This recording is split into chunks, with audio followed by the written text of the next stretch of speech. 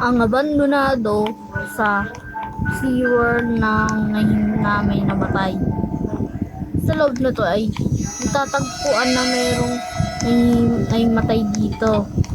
Tapos ang simula yung lugar ay dito dito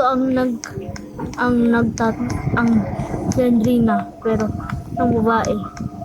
Tapos ang kung saan ay merong mga kapatay dito sa na to lugar. Pero ang lugar na to is nakakatakot na to. Pero ito si Slendrina. Ito po siya ngayon na nakahabol. Makahabol siya.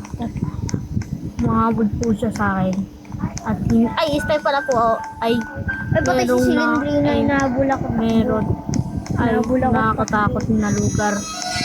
Kung saan dito na tatapos ng video to. So, coming soon in March 1, 2024. Bye.